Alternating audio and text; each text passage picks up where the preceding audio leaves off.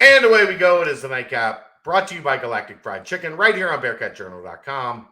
As always, Aaron the Scroll. Visit www.galacticfriedchicken.com. Download the app for Android, iPhone, everything Galactic. Make sure you get yourself down to Dayton, Kentucky. Tell them to pump it up. Save yourself 15% off your order. Get yourself some tendies, some dunkers, some fried chicken, great sides. They are open Wednesday through Sunday, lunch and dinner. So support the people that support us and help bring this content to life. All right, Aaron. Tough night, tough weekend. The Bengals are getting embarrassed in Cleveland. You're muted. Mollywopped. Embarrassed. Destroyed. Listen, it's not embarrassed if you do it damn near every time you're in prime time. Yeah. I mean, they've been better in prime time of late, but tonight was not one of those nights. Yeah, no, not going to be fun to talk about tomorrow. About how you didn't deliver in any phase we just had one terrible game to talk about tonight on the BBP. I do not envy the you can't even. I get to talk about both of them again. You can't even talk about Mid-Cincinnati. No, they're done. They're done. Maybe they could have thrown a tie or two in. I think you guys could talk about. I think we're bringing a new segment in though for Ed, so we'll see how that goes. Is it talking about talking about talking? Talking about talking. Mm-hmm. Maybe you should have him do just a youth soccer segment. Talk about all the teams that nobody knows anything about, and it's just bad radio, whatever. I think we do that pretty well on our own. We played this team from Indianapolis, and they were whatever. Anyhow, we had a surprise today in the Bearcat Journal Network. We have not heard from him much over the summer, but he showed up today with a very poignant and relevant article from our lead columnist, none other than ESPN 1530's Mo Egger. I'm sure it has zero to do with it, but I did run into him down in Orlando and said hi, and maybe that jogged his memory that he does work for us also. No, well, I mean, Mo's really busy. Mo. I'm kidding. I'm totally kidding. I'm just saying. Mo is a guy that. Oh, they scored a touchdown. Hey. Mo is a guy that he's like me. He's everywhere all the time, and he won't say no. Right. He's got the Tony and Mo football show. He's got the Logger House deal. He's got his radio show. He's got UC football and basketball that he's the producer for. Mo says yes to everything. So understandable.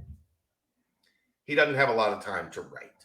But today we got a really good article from Mo about Luke Fickell and equity and the state of Cincinnati football at a disastrous 6-2. Disastrous.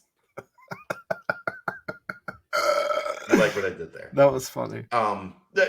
Give me your take on Mo talking about the equity Luke Fickell has earned, the scorn for Ben Bryant as this team's quarterback, just the general place in which we sit. Well, when they lost it, disappointing. It was a disappointing game. They should be better than Central Florida. Sure. They weren't.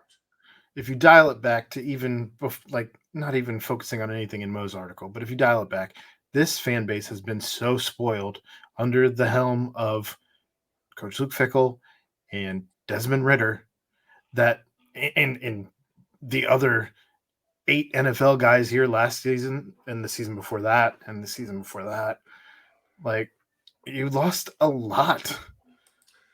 James Hudson, big play tonight. Derek Forrest turning into one of the impact safeties in the NFL. Wiggins. It's not just they've 9 guys that are in the NFL now. And I know that we've talked a lot this season about it's not a rebuild, but it's a reload, and I still stand by that. It's just these guys aren't. They're 6-2. 1-7 would have been evidence that it was a rebuild. right? Sure. Well, at that point, you're wondering, it's a scramble. Like, This team is 6-2. They have 3 of their remaining 4 games at home. mhm. And if they win them, And the fourth one is there's like at a Temple. 90 plus percent. The road game's at Temple. There's a 90 plus percent chance they're going to play in the American Athletic Conference Championship game. And then you get to finally see what everyone has all of the chips on the table at that point. Cincinnati's throwing their best haymaker against whoever is trying to also throw their best haymaker. It's Right. more of an even fight at that point in time. It's nobody's homecoming. It's whoever has home field advantage gets the slight advantage, and then see where the cards fall. But Right. for people to be questioning the personnel, the guys who won starting jobs, to be outright just cussing out student athletes, Tweeting at players. Look, let me say this as clear as I can say it. If you are tweeting at players after a game, you are A, unhinged, and B, you're just an asshole. Yeah, there's really no other way around it. I mean, you're part of a fan base, and what are you're not helping the player out. You're not making, I mean, I'm sure if they do even pay attention to it, because there's They no don't. way I would have it ignored so fast. But Yeah. what did you expect? Like, I showed him me sitting on my couch at home. So I hate you. also, I mean, while we understand that Gino has had his hand in play calling prior to this season, it's his first year at the helm. You also have a first year offensive line coach who is running different schemes than they ran last year and doesn't have his personnel in. He's using And other doesn't people. have his best lineman. There is that, but he's using other people's personnel that he's trying to train up to his line calling and scheming. And you have a 3-man defensive front. Missing their 2 senior Edges. leaders, Like captains, even.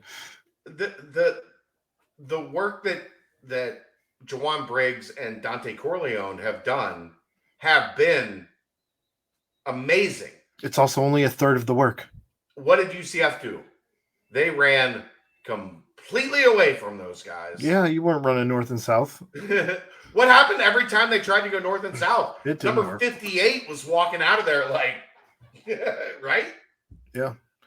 But for people to call like Luke's decision making into account, I guess is, I don't know. I think it's a far cry. You're grasping for straws at that point, right? Because where you're his just mad. You're okay. I get it. Could there be a bad personnel hire? Sure. Could it be a one-off? I think at this point it has to be a one-off. How often has he made bad personnel hires? Well, if you go back to 2017, everybody should have been fired. They should have fired the whole staff. They should have won 1 game that year.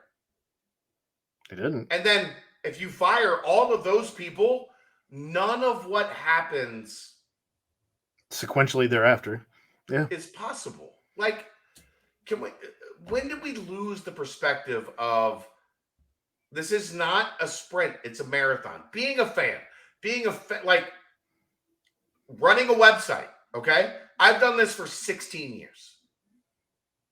I could have gone all in at any point in time over those 16 years and blown up friendships, contacts, like relationships, or I could have been smart about developing and growing and making a business strong because you see the big picture and not the immediate like bullshit. But in today's microwave society, everybody wants to blow everything up. Because this team hasn't lost 2 games, 2 straight seasons with 1 loss. In 2019, they lost 3 games, but that was a fucking nightmare. Can you imagine being a UC fan in 2019? 3 losses? 3 losses. What are we doing? 2018, they lost to Temple and UCF and finished third in the East. They finished third, not in the AAC. They finished third in the AAC East in 2018. Aaron. Well, I mean, somebody's head has to be put on a stake for that, right? I do like that Mo did admit, like, he's human as well, and we all are. He wants Ben to be more consistent. We all do. We all do. Because between we want the line to be more consistent, the running game to be more consistent, guys to stop dropping easy passes on 2nd and 7. And I was thinking about this today, even as we were podcasting, and I couldn't find a way to get it in. But when was the last time we saw this team struggle with more than one thing at the same time? And by that, I mean overthrows and drop balls, like, right, and the run game. Like, there were so many things stacked on top of each other. Hats off to Gus Malzahn. How about this? They're still a top 50 offense with bad throws in the intermediate, critical drop passes that move the sticks, and they can't run the ball consistently. Horrendous. And they can't score. They're like this in the red zone. Bad third down. So S&P Plus, Bill Conley put out his there's like a diamond chart that's like bad offense, bad defense, bad offense, bad defense, good offense, good defense. Is it like the fuck around and find out? Yeah, it's like the fuck around and find out.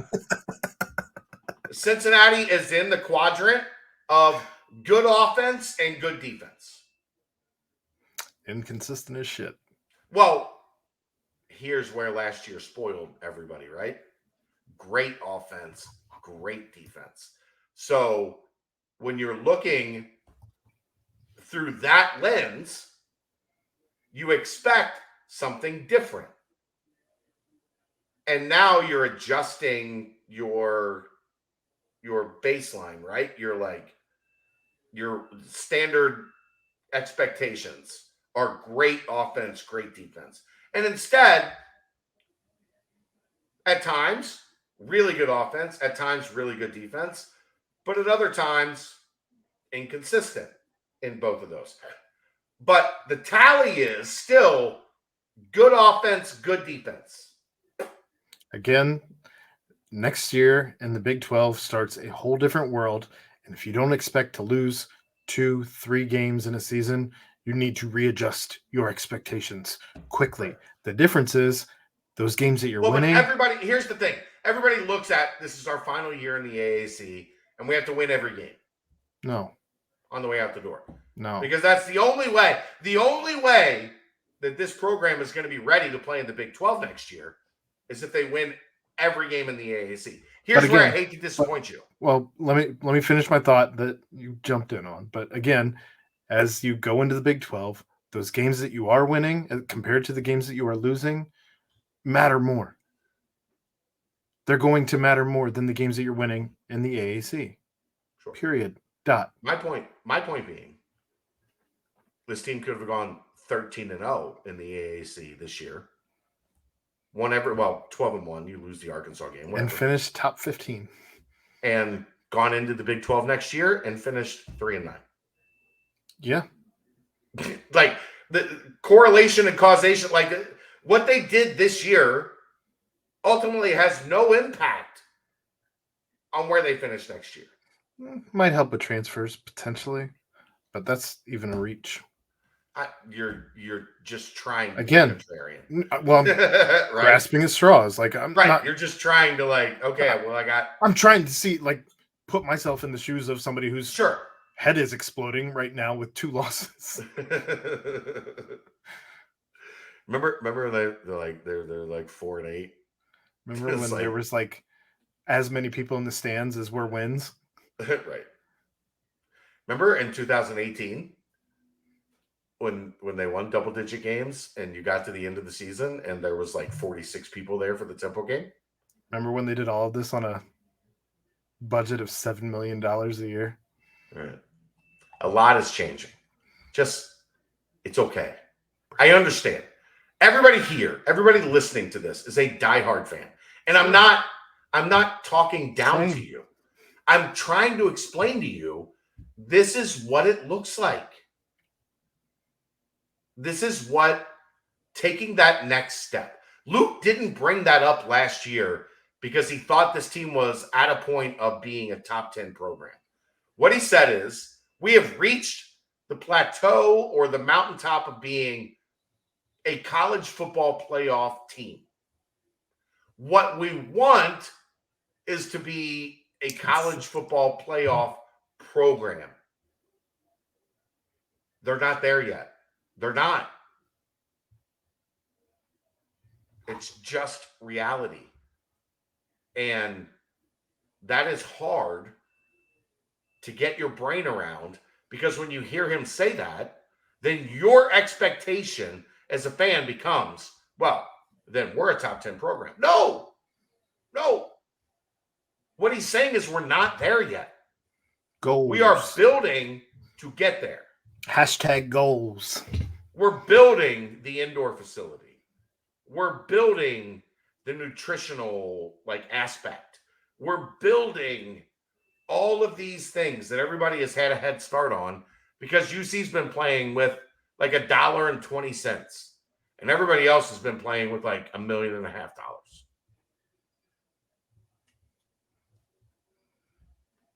Take a deep breath. It's okay. The arrow's still pointed up. They're not 2-6. They're 6-2. It's going to be okay. It's going to be okay. We'll see you tomorrow night. That's the Nightcap, brought to you by Galactic Fried Chicken, right here on BearcatJournal.com. See ya!